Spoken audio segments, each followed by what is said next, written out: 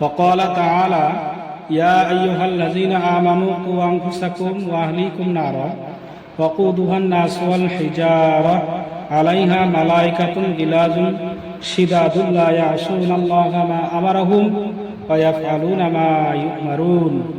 আল্লাহ তাআলার ইরশাদ, হে মুমিনগণ, তোমরা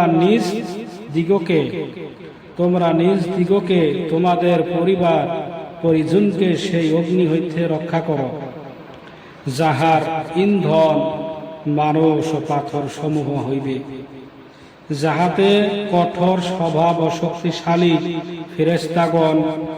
ফেরেশতাগণ নিয়োজিত রহিয়াছে।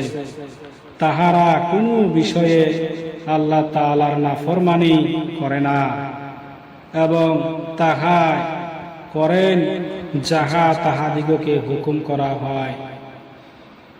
দেখেন কত বড় মারাত্মক একটা হাদিস। যে ফেরেশতাগুলো জাহান্নামের ভিতরে থাকবো, সে ফেরেশতাগুলো কোনোদিনও ওই আল্লাহর নাফরমানি করবে না। আল্লাহ যা হুকুম দিব সেই ফেরেশতাগুলো তাই করব।